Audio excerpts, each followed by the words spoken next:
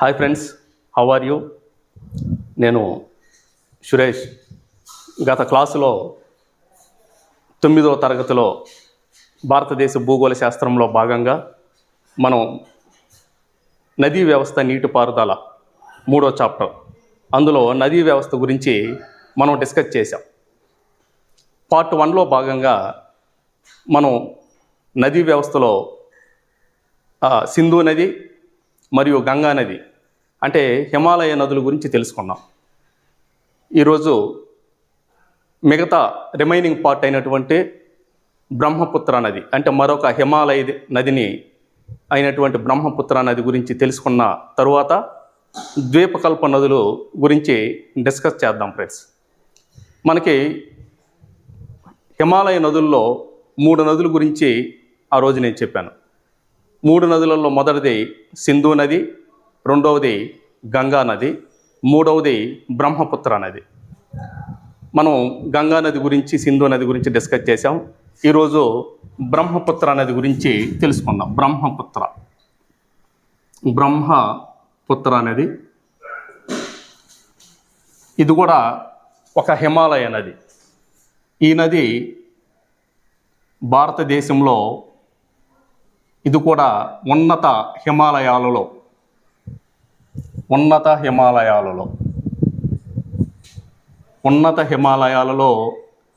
మానస సరోవరం అంటే సింధు నది ఏ ప్రాంతంలో అయితే జన్మించిందో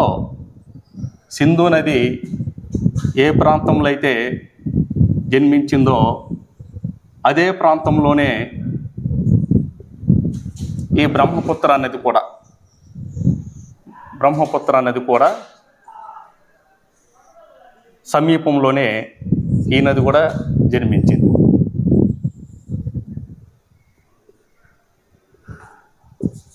చూడండి ఫ్రెండ్స్, మ్యాప్లో కనుక చూస్తే మనకి ఇవన్నీ కూడా హిమాలయ పర్వతాలు, అత్యున్నత హిమాలయాలు అంటాం. భారతదేశానికి ఉత్తరాన ఉన్నటువంటి చెట్ట చివర హిమాలయాలు అత్యున్నత హిమాలయాలు లేదా హిమాద్రి.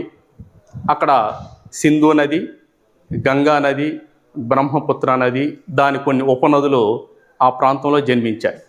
అయితే బ్రహ్మపుత్ర నది ఈ నది జన్మస్థానం ఏంటంటే ఉన్నత హిమాలయాల్లోని అంటే టిబెట్ ప్రాంతంలో అత్యున్నతమైనటువంటి పీఠభూమి, ప్రపంచంలోనే అత్యున్నతమైన పీఠభూమి టిబెట్ ప్రాంతంలో సింధు నదికి సట్లెజ్, దీని ఉపనది అయిన సట్లెజ్, సింధు నదికి సట్లెజ్ నదికి సమీపంలో ఈ నది జన్మించింది, బ్రహ్మపుత్ర నది. ఈ నది చెమ్యంగ్డంగ్, బ్రహ్మపుత్ర నది జన్మస్థలం చెమ్యంగ్డంగ్.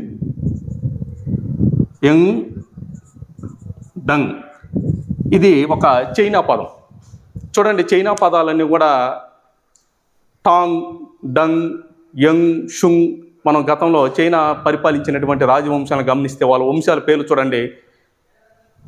చిన్ వంశం, షాంగ్ వంశం, టాంగ్ వంశం ఇలా ఉంటాయి. కాబట్టి బ్రహ్మపుత్ర నది యొక్క జన్మస్థలం మానస సరోవరం, కైలాస కొండలు. ఇది కూడా సింధు నదికి సట్లెజ్ నదికి సమీపంలో ఉంది మానస సరోవరం. అవి రెండు కూడా, సింధు నది కూడా జన్మస్థలం మానస సరోవరం, కైలాస కొండలే. అదే సమీపంలోనే మన బ్రహ్మపుత్ర నది జన్మస్థలం కూడా మానస సరోవరం, కైలాస కొండలు. అయితే ఒక హిమనీయ నదం, ఒక మంచు కొండ ప్రాంతం కరిగి అది నదిగా జన్మస్థలంగా మారింది. దాన్నే చెమ్యంగ్డంగ్ అనేటువంటి హిమనీయ నదం. ఈ హిమనీయ నదం నుంచి ఈ బ్రహ్మపుత్ర నది ఇక్కడ జన్మించడం జరిగింది. అది అక్కడి నుంచి మన టిబెట్లో సమాంతరంగా ఇలా ప్రయాణిస్తుంది. ఇది కూడా చాలా పెద్ద నది. ఈ నదికి స్లోగా అంటే సమాంతరంగా పైన హిమాలయాలలో టిబెట్ ప్రాంతంలో ఈ నది ప్రవహిస్తూ అక్కడ చాంగ్పో, టిబెట్లో బ్రహ్మపుత్ర నదిని ఏమంటామంటే చాంగ్పో అంటాం. చూడండి, టిబెట్లో బ్రహ్మపుత్రాన్ని ఏమని పిలుస్తారు అన్నప్పుడు చాంగ్పో అనాలి. రకరకాల పేర్లతో ఒక్కొక్క ప్రాంతంలో ఒక్కొక్క పేరుతో దీన్ని పిలవడం జరుగుతుంది. ఈ బ్రహ్మపుత్ర నది కూడా చాలా పొడవైన నది. సింధు నదిలాగానే ఇది కూడా 2900 కిలోమీటర్లకి కలిగి ఉంది. ఇది స్టార్టింగ్లో ఆరంభంలో కొంచెం నది ప్రవాహమే, అంటే ఎక్కువ విశాలమైనటువంటి నదిగా ఇదేం లేదు. స్లోగా ప్రవహిస్తూ తక్కువ నీటి పరిమాణాన్ని కలిగి ఉంది. అలా ప్రవహించి ఈ బీహార్ టిబెట్ ప్రాంతంలో అతి ఎత్తైనటువంటి పీఠభూమి ఉన్నత హిమాలయాలు ఉన్నటువంటి టిబెట్ గుండా ప్రయాణించి ఇక్కడ లోట్సే సాంగ్ చూడండి, అన్నీ కూడా చైనా పదాలే. లోట్సే సాంగ్ అనే ప్రాంతం వద్ద ఈ బ్రహ్మపుత్ర అనేది విశాలంగా మారుతుంది. ఎంత విశాలంగా మారుతుంది అంటే చాలా చాలా పెద్ద వెడల్పుగా అవుతుంది నది.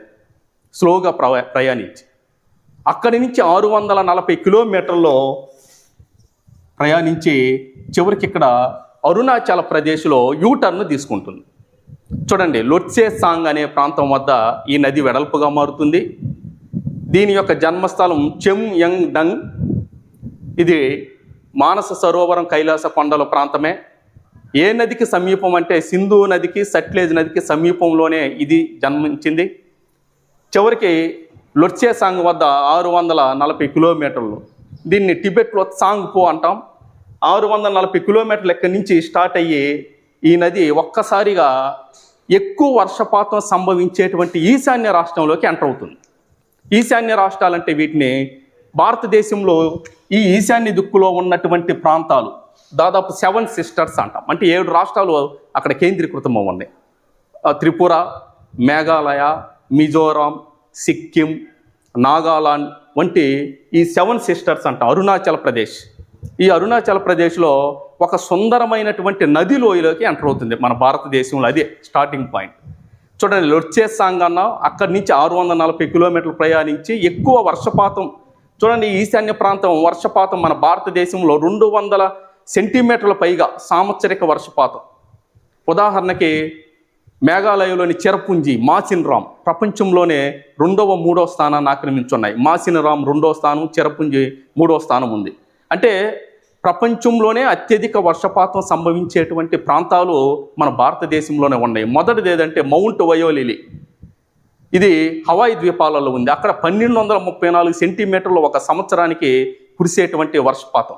రెండవది ఇక్కడ మన మాసినరామ్, చిరపుంజి ఆ ఏరియాలోకి ఎంటర్ అయిన, ఇక్కడ వర్షపాతం సంభవించే ప్రాంతంలోకి ఎంటర్ అయినప్పుడు ఒక్కసారిగా నదీ ప్రవాహం పెరుగుతుంది.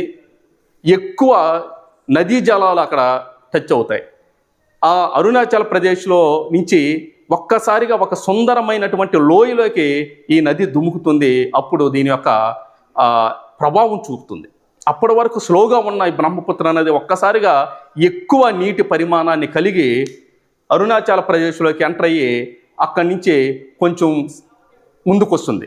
ఈ అరుణాచల్ ప్రదేశ్లో ఈ బ్రహ్మపుత్ర నదిని దిహాంగ్ మరియు సియాంగ్ అని 2 పేర్లతో పిలుస్తారు. దిహాంగ్ అంటారు, కొంత ప్రాంత ప్రజలు సియాంగ్ అని కూడా పిలుస్తారు. చూడండి, బిట్టు మనకు ఎలా అడిగే అవకాశం ఉందంటే అరుణాచల్ ప్రదేశ్లో బ్రహ్మపుత్ర నదిని ఈ విధంగా పిలుస్తారు అన్నప్పుడు దిహాంగ్ లేదా సియాంగ్ అని ఇచ్చినప్పుడు అదే ఆన్సర్ అవుతుంది. మనం కరెక్ట్గా ఆన్సర్ని దిహాంగ్ అనే పేరుతో భారతదేశంలోకి ఎంటర్ అవుతుంది. అంటే ఇంతవరకు నేను దీన్ని బ్రహ్మపుత్ర నది అని మనం చెప్పుకున్నాం, కానీ ఇక్కడ వరకు దాన్ని బ్రహ్మపుత్ర నది అని పిలవరు. చూడండి, టిబెట్లో సాంగ్పో, అరుణాచల్ ప్రదేశ్లో ఎంటర్ అయ్యే సమయంలో దాన్ని దిహాంగ్ లేదా సియాంగ్, తర్వాత అక్కడి నుంచి ఈ లోయలో ప్రయాణించి అస్సాంలో రాష్ట్రానికి ఎంటర్ అవుతుంది. అస్సాంలోకి వచ్చేసరికి ఈ యొక్క నది ఏటవాలు పెరుగుతుంది, నదీ ప్రవాహం పెరుగుతుంది. ఒక్కసారిగా నదిలో నీటి ప్రవాహం పెరిగి అక్కడ వరదలు కూడా తీసుకొచ్చాయి చాలాసార్లు. ఎందుకంటే పైనుంచి వచ్చినటువంటి అనేక రకమైన సేంద్రియ పదార్థాలు, ఆగు, మట్టి, రకరకాలైనటువంటి అడవులో ఉన్న చెత్త చెదారం, అంటే ఇదంతా కూడా నదీ గర్భంలోకి వెళ్ళిపోయి నీరు పైకి రావడం జరుగుతుంది. నదీ ప్రవాహం అనేది అటువైపు ఇటువైపు గట్టు తాటి ఎక్కువగా నీరు ఈ చుట్టువైపులో ఉన్న ప్రాంతాన్ని ముంచెత్తుతాయి వరదల సమయంలో. అందువల్లే దీన్ని ఏమంటామంట, అది ఎక్కడ జరుగుతుంది, ఈ నీరు ఎక్కువ ప్రవాహం అంటే అస్సాంలో ఎంటర్ అయినప్పుడు జరుగుతుంది. అందుకని దీన్ని అస్సాం దుఃఖదాయిని అస్సాంని ముంచెత్తేటువంటి నది ఇది.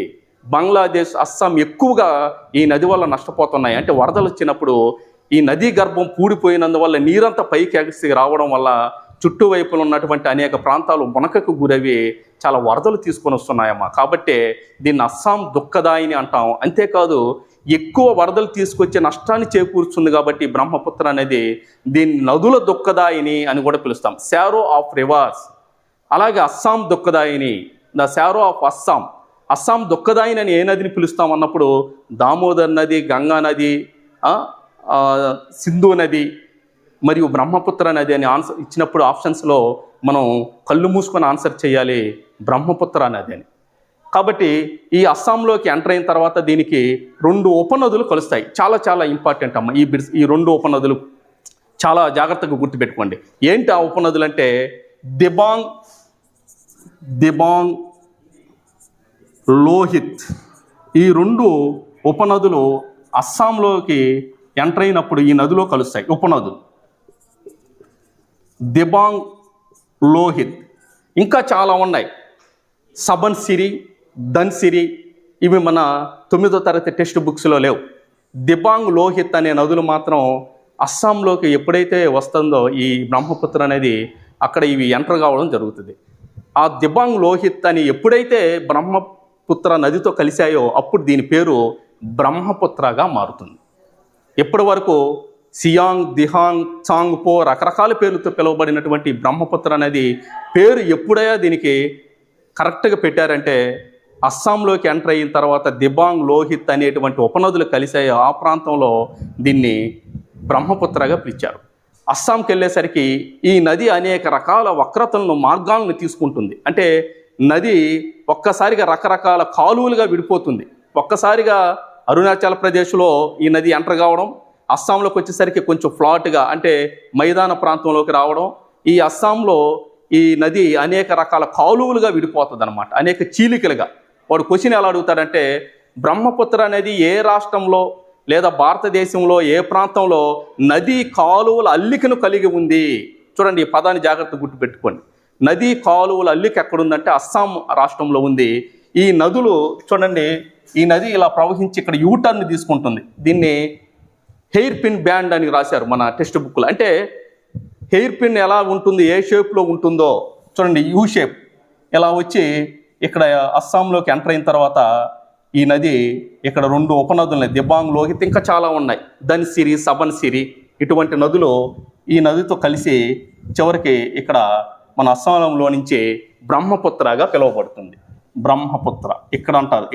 ఇక్కడ వరకు దీన్ని బ్రహ్మపుత్ర అనే పేరు వాళ్ళ. ఇంకా నది కాలువల అల్లికను కలిగి ఉంది. ఈ నది రకరకాల చీలికలుగా విడిపోతుంది అన్నమాట.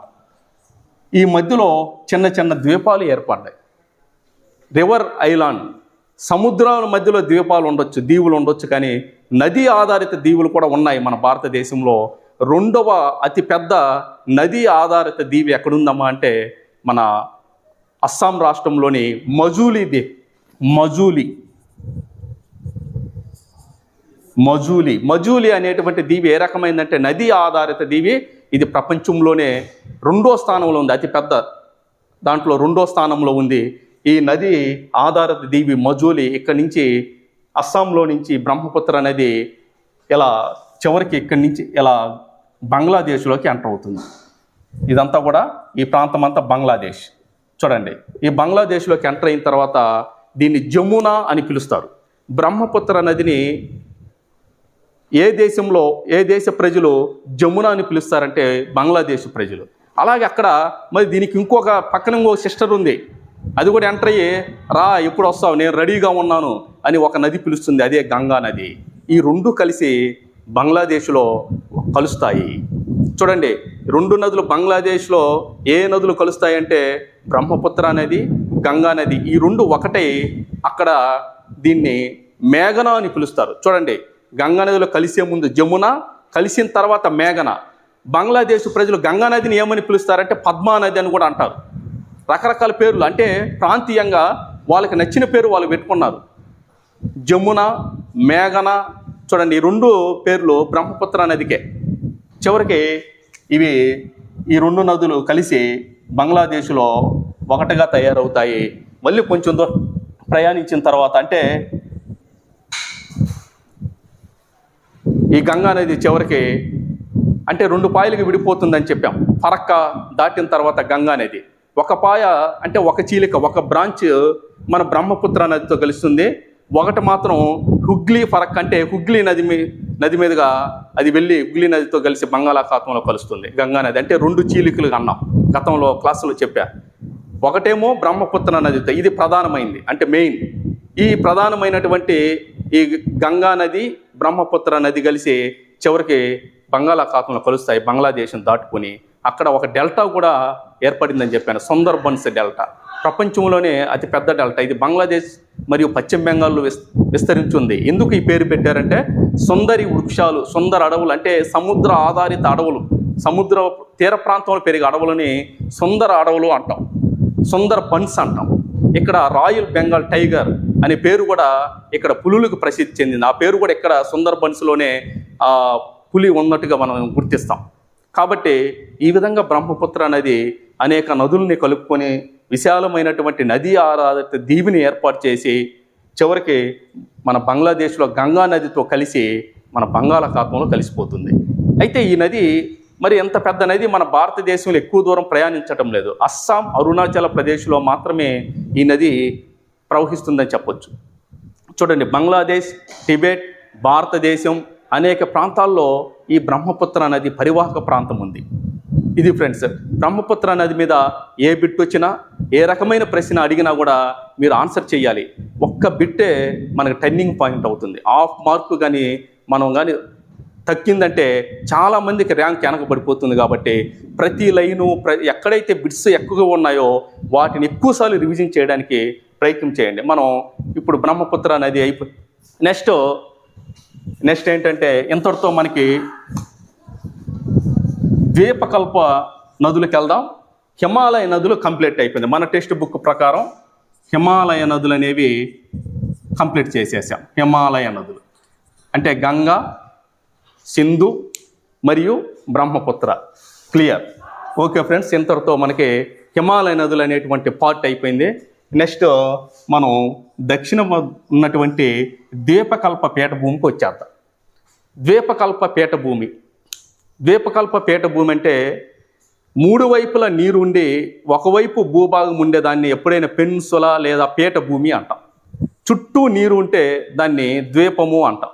దీవు, లక్షద్వీపులు, అలాగే అండమాన్ నికోబార్ దీవులు, ప్రపంచంలోనే అతి పెద్దదైన గ్రీన్లాండ్, ఇటువంటి దీవులు మనం ఎన్నో చూస్తాం.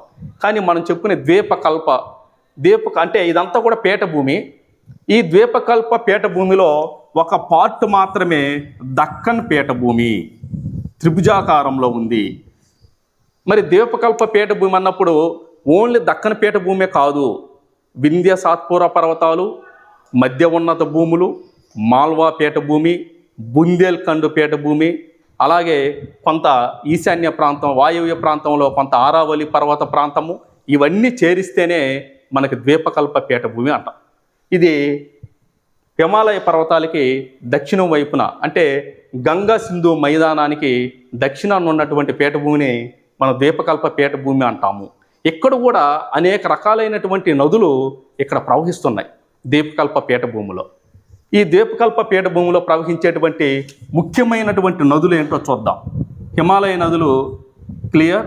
రెండోది ద్వీపకల్ప అంటే దక్షిణ భారతదేశంలో ప్రవహించేటువంటి నదులని ద్వీపకల్ప నదులు అంటాము. ఈ ద్వీపకల్ప నదుల్లో ముఖ్యమైనటువంటివి number 1 Godavari, number 2 Krishna, number 3 Mahanadi, అలాగే నెంబర్ 4 కావేరి. ముఖ్యమైన నదులు. మన టెక్స్ట్ బుక్లో ఉండే నదుల గురించే మీకు ఎక్కువ చెప్తున్నా ఫ్రెండ్స్. చాలా ఉన్నాయి ఇంకా, కానీ అవన్నీ మన టెక్స్ట్ బుక్లో ఏదైతే సిలబస్లో ఉందో దాన్ని మాత్రమే మనం దృష్టి కేంద్రీకరించాలి. కానీ అనవసరమే మనం చదువుతాం, అవి మెమొరీ లాస్ కోసమే, తర్వాత కావాలని చదువుకోవచ్చు. కాబట్టి ముఖ్యమైన నదుల్ని మనం డిస్కస్ చేద్దాం. గోదావరి, కృష్ణ, మహానది, కావేరి, ఇవన్నీ కూడా తూర్పుగా ప్రయాణించి బంగాళాఖాతంలో కలుస్తాయి ఈ నదులు. తూర్పుగా ప్రయాణిస్తాయి. అంటే దక్కన్ పీఠభూమిలో, ఈ ద్వీపకల్ప పీఠభూమిలో పశ్చిమాన ప్రవహించి పశ్చిమాన జన్మించి తూర్పుగా ప్రవహిస్తాయి ఈ నదులన్నీ కూడా. ఎందుకంటే దక్కన్ పీఠభూమి పడమర నుంచి తూర్పుకి వాలి ఉంది కాబట్టి ప్రతి నది పడమర నుంచి తూర్పుకి ప్రయాణిస్తుంది. కానీ 2 నదులు మాత్రం తూర్పున జన్మించి పడమరకి ప్రయాణిస్తాయి. వాటినే మనం నర్మదా,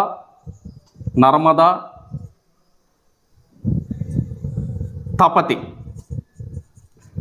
ఇంకా ఉన్నాయి మహి, సబర్మతి, లూని. కానీ అవి మన టెక్స్ట్ బుక్లో వాటి గురించి అంత ఎక్కువగా సమాచారం లేదు. నర్మదా, తపతి మీద బిట్టుబడే ఛాన్స్ ఉంది ఫ్రెండ్స్. కాబట్టి మెయిన్గా మనకి ద్వీపకల్ప నదులు అంటే ఈ 6 నదుల్ని జాగ్రత్తగా గుర్తుపెట్టుకోండి అమ్మా. మొదటిది గోదావరి, కృష్ణ, మహానది, కావేరి, నర్మదా, తపతి. కాబట్టి మనం ఇప్పుడు గోదావరి నది, కృష్ణా నది గురించి తెలుసుకుందాం. ద్వీపకల్ప పీఠభూమిలో అతి ప్రధానమైన నది, అతి పెద్ద నది, దక్షిణ భారతదేశంలో ఉండే పొడవైన నది ఏదన్నమా అంటే గోదావరి నది. ఈ గోదావరి నది, దీనికి మరొక పేరుతో దక్షిణ గంగా అని కూడా అంటాం. దక్షిణ గంగా అనే పేరుతో కలిగిన నది ఏదంటే గోదావరి నది అని కళ్ళు మూసుకొని ఆన్సర్ పెట్టాలి. అలాగే ఇండియన్ రైన్ అని కూడా అంటాం. ఇండియన్ రైన్ ఎందుకు ఈ పేరు వచ్చింది? జర్మనీలో రైన్ అని ఒక నది ఉంది. జర్మనీకి సస్యశ్యామలం చేసినటువంటి ఆ రైన్తో పోల్చారు మన గోదావరి నది. అందుకే దీన్ని ఇండియన్ రైన్ అంటాం. వృద్ధ గంగా అని కూడా అంటాం. 3 రకాలుగా పిలుస్తాం. అలాగే చరిత్రలో చూస్తే షోడశ మహాజనపదాలని 16 సామ్రాజ్యాలు క్రీస్తుపూర్వం మరి 6వ శతాబ్దంలో ఏర్పడ్డప్పుడు ఈ గోదావరి నది ఒడ్డును కూడా ఒక మహాపట్టణం వెలిసిందంటాం. అది అస్మక. మరి గోదావరి నదికి ఇంత విశిష్టత ఉంది. గోదావరి నది దక్షిణ గంగా, అలాగే వృద్ధ గంగా, ఇండియన్ రైన్. చూడండి ఎన్ని పేర్లు. దక్షిణ గంగా అంటాం. అంటే ఉత్తరాన గంగా నది ఉంది, మాకు దక్షిణాన కూడా ఒక గంగా నది లాంటి ఒక నది ఉంది, అదే గోదావరి నది. 1500 కిలోమీటర్ల దూరం ఇది ప్రయాణిస్తుంది. మహారాష్ట్రలో ఎక్కువ పరివాహక ప్రాంతం ఉంది. దాదాపు ఈ నది వల్ల ఎక్కువగా లాభపడేటువంటి రాష్ట్రం ఏదమ్మంటే మహారాష్ట్ర. 50% వరకు దీని యొక్క హరివానం ఉంది, నది పరివాహక ప్రాంతం ఉంది. కాబట్టి మరి గోదావరి నది జన్మస్థలం ఏంటి? గోదావరి నది ఏ నదులు ఉపనదుల్ని కలిగి ఉంది? మరి చివరికి నది ఎక్కడ జన్మించింది, ఎక్కడ కలుస్తుంది? ఇవే మనకి ఇంపార్టెంట్ పాయింట్స్. చూడండి, మొట్టమొదట గోదావరి నది పశ్చిమ కనుమలు అంటే చూడండి ఫ్రెండ్స్, మనకి ఇక్కడ మొట్టమొదట సన్నని పశ్చిమ తీర మైదానం ఉంటుంది. 1600 కిలోమీటర్లు. ఖాందేశ్ టు కన్యాకుమారి టు ఖాందేశ్ 1600 కిలోమీటర్ల దూరం. సన్నని నేరో ప్లెయిన్ ఉందమ్మా. ఇక్కడ తీర మైదానం అంటాం. కోస్టల్ ప్లెయిన్ అనమాట. అంటే సన్నగా ఉంది, కానీ తూర్పు తీర మైదానం చాలా విశాలమైంది. అందుకని తూర్పు తీరంలో ఎక్కువ పంటలకి అనుకూలమైనగా చాలా విశాలమైన మైదాన ప్రాంతం ఉంది కాబట్టి ఇక్కడ పంటలు బాగా పండుతాయి. కానీ పశ్చిమ తీర మైదానంలో అంత ఇరుకుగా ఉంది మైదాన ప్రాంతం. అంటే మనకి పంటలు పండడానికి కావలసినంత భూమి అక్కడ లేదు. వెంటనే ఇక్కడ పశ్చిమ కనుమలు స్టార్ట్ అవుతాయి. పశ్చిమ కనుమలు, వీటిని వెస్ట్రన్ ఘాట్స్ అంటాం. తూర్పు కనుమల కంటే అతి ఎత్తైనవి, చాలా ఇరుకు కలిగినవి, చిన్న పెద్ద లోయలు అక్కడక్కడే ఉంటాయన్నమాట. సతత హరిత అరణ్యాలకు పుట్టినీళ్ళు ఈ పశ్చిమ కనుమలు, వెస్ట్రన్ ఘాట్స్. అవిచ్ఛిన్నంగా ఎక్కడ కూడా గ్యాపులు, ఎక్కడో ఒక చోట చిన్న గ్యాపులు. పాల్ ఘాట్, బోర్ ఘాట్, తాల్ ఘాట్. ఘాట్ అంటే మనం వెళ్ళడానికి అనుకూలమైనటువంటి పర్వత ప్రాంతాలలో ఉండే మార్గాలని, మనం వెళ్ళడానికి అనుకూలంగా ఉండే మార్గాలని ఘాట్స్ అంటాం. ఈ ఘాట్ రోడ్లు పర్వత ప్రాంతాలలో ఉంటాయి. అలాగే మరి ఇక్కడ వెస్ట్రన్ ఘాట్స్ అంటే మామూలుగా అయితే దీన్ని పూర్తిగా పశ్చిమ కనుమలు అంటాం. అంటే అక్కడక్కడ చిన్న ఘాట్స్ ఉన్నాయి కాబట్టి వీటికి పశ్చిమాన ఉన్నాయి కాబట్టి పశ్చిమ కనుమలు. ఈ పశ్చిమ కనుమలలో మహారాష్ట్రలోని నాసిక్ జిల్లాలో మహారాష్ట్రలోని నాసిక్ జిల్లాలో త్రయంబక్లో బీలే సరస్సు, ఇది మన టెక్స్ట్ బుక్లో లేదమ్మా, మీకు గుర్తుండడానికి చెప్తున్నాను. బీలే సరస్సు వద్ద ఈ నది జన్మించింది. గోదావరి నది జన్మస్థలం ఏదైనా అడిగినప్పుడు వెంటనే మన మైండ్లోకి రావాల్సింది ఏంటంటే నాసిక్ జిల్లా, త్రయంబక్ అనేటువంటి ప్రాంతం, బీలే సరస్సు వద్ద ఈ నది గోదావరి నది జన్మించింది. ఇది మహారాష్ట్రలో నాందేడ్ గుండా ప్రయాణించి మన ఉమ్మడి తెలంగాణ రాష్ట్రంలోని, అంటే మన ఆంధ్ర తెలంగాణ కలిసి ఉన్నప్పుడు ఆదిలాబాద్ జిల్లా బాసర అనేటువంటి ప్రాంతం వద్ద ఎంటర్ అవుతుంది. బాసర చూడండి,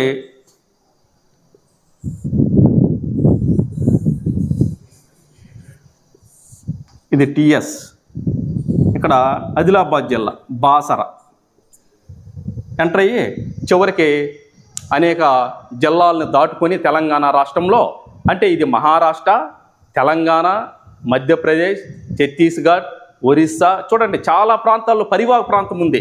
కానీ నది ప్రయాణించేది మాత్రం మహారాష్ట్ర, తెలంగాణ, ఆంధ్రప్రదేశ్లో ఈ నది ఎక్కువ దూరం ప్రయాణిస్తుంది, ఎక్కువ మహారాష్ట్రలో ఉంది. మరి ఖాందేశ్ నుంచి ఇక్కడ వరకు ఉన్నటువంటి పశ్చిమ కనుమలలో ఇది జన్మించి నాసిక్ త్రయంబక్ అంటాం, అందుకే బీలే సరస్సు వద్ద జన్మించి 1500 కిలోమీటర్లు ప్రయాణించి ఇది బంగాళాఖాతంలో కలిసిపోతుంది ఫ్రెండ్స్. ఈ నది మరి ఆంధ్ర రాష్ట్రంలో అల్లూరు ఏలూరు, అంటే నూతన రాష్ట్రాలైన అల్లూరు ఏలూరు సరిహద్దులో బోర్గంపాడు అనే చోట మన ఆంధ్ర రాష్ట్రంలోకి ఎంటర్ అవుతుంది. అల్లూరు ఇవన్నీ కూడా మన టెక్స్ట్ బుక్స్లో లేవు ఫ్రెండ్స్, కొద్ది సమాచారమే ఉంది మీకు సబ్జెక్టు కోసం. అంటే ఈ నది గురించి చెప్పేటప్పుడు ఇంకా కొన్ని విషయాలు చెప్తే మీకు ఏదైనా నెక్స్ట్ కాంపిటేటివ్ ఎగ్జామ్స్కి అడిగే అవకాశం ఉంది. కానీ డిఎస్సికి మనకి ఎంత అవసరం లేదు. డిఎస్సికి ఇది జన్మించిన ప్రదేశం, దీని యొక్క పొడవు, దీనికి ఉండేటువంటి ఉపనదులు అంతవరకు ఇచ్చాడు ఫ్రెండ్స్. ఇక్కడ చూడండి, అల్లూరు ఏలూరు సరిహద్దులో పోలవరం దిగున ఇది బోర్గంపాడు వద్ద మన ఆంధ్ర రాష్ట్రంలోకి ఎంటర్ అయ్యి అక్కడి నుంచి చివరికి రాజమండ్రి, చూడండి అనేక పశ్చిమ గోదావరి, తూర్పు గోదావరి అంటాం, అంటే గోదావరి జిల్లాలో ఇక్కడ అనేక ఉపనదుల్ని కలుపుకొని చివరికి రాజమండ్రిని దాటుకొని యానాం నరసాపురం మధ్య ఈ నది బంగాళాఖాతంలో కలుస్తుంది ఫ్రెండ్స్. యానాం నరసాపురం బంగాళాఖాతంలో కలిసే ప్రదేశం ఎక్కడ గోదావరి నది అంటే యానాం నరసాపురం. ఆంధ్రప్రదేశ్లోకి ఎక్కడ ఎంటర్ అవుతుందంటే ఏలూరు అల్లూరు జిల్లా సరిహద్దు బోర్గంపాడు. ఈ నది పొడవు ఎంత అన్నప్పుడు 1500 కిలోమీటర్లు. ఈ నది జన్మస్థలం నాసిక్ జిల్లా త్రయంబక్ బీలే సరస్సు. అయితే ఈ నదిని మరో పేర్లు దక్షిణ గంగా, ఇండియన్ రైన్, వృద్ధ గంగా. అలాగే ఖమ్మం జిల్లాలో, తెలంగాణ రాష్ట్రంలోని ఖమ్మం జిల్లాలో దీనికి ఒక బైసన్ గాడ్జ్ అనేది కూడా ఒక పెద్ద లోయ కూడా ఉంది. దీన్ని గోదావరి నది వల్ల ఇది ఏర్పడింది, బైసన్ గాడ్జ్ అనేటువంటి లోయ ఏ రాష్ట్రంలో ఏ జిల్లాలో కలదన్నప్పుడు ఖమ్మం జిల్లాలో ఉంది. చివరికి ఈ నది మన ఆంధ్ర రాష్ట్రంలోకి ఎంటర్ అయిన తర్వాత దీనికి అనేక రకమైన ఉపనదులు ఉన్నాయి.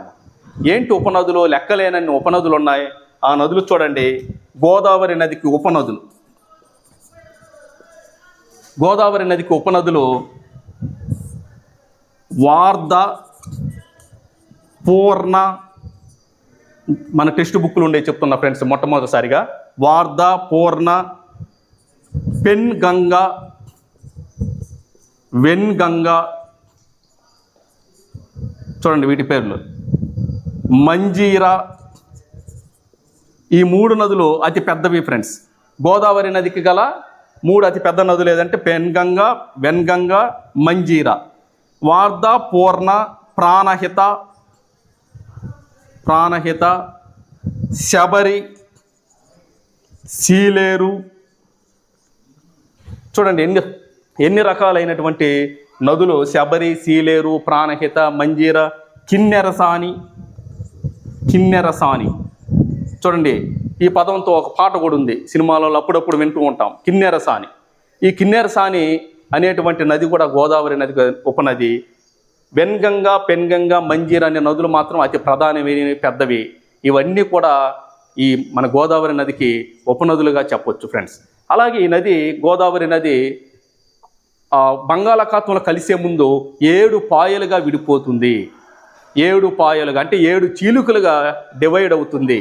అలాగే ఏంటి అంటే ఇందులో ప్రధానమైనవి 3. గోదావరి నదికి బంగాళాఖాతంలో కలిసే ముందు నరసాపురం, యానాంకి మధ్యలో సమీపంలో రాజమండ్రి దాటుకొని ఈ నది కలుస్తుందని చెప్పాం కదా. ఇందులో కలిసే నదులు ఎన్ని రకాలుగా నది విడిపోతుందంటే 7 రకాలు, కానీ ప్రధానమైనవి 3. వాటిని జాగ్రత్తగా గుర్తుపెట్టుకోవాలి. గౌతమి, వశిష్ట, వశిష్ట, వైనతేయ, ఇవి 3. ఇంకా భరద్వాజ, ఇవి ప్రధానమైనవి. భరద్వాజ, తుల్య, ఆత్రేయ.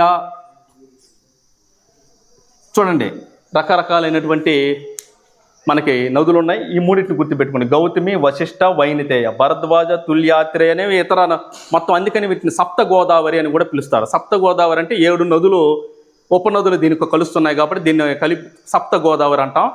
ఈ అన్నీ కూడా రకరకాలుగా చీలికలు పాయలుగా చీలి చివరికి ఇవి మన బంగాళాఖాతంలో కలిసిపోతాయి ఫ్రెండ్స్. ఈ గోదావరి నది గురించి ఎంతకంటే మనకి బిట్టు వెళ్ళే ఛాన్సే లేదు. మీరు కరెక్ట్గా చదువుకుంటే 100% జాగ్రఫీలో మీకు క్వశ్చన్స్కి ఆన్సర్ పెట్టే అవకాశం ఉంది. ప్రతి లెసన్ డిస్కస్ చేస్తాను.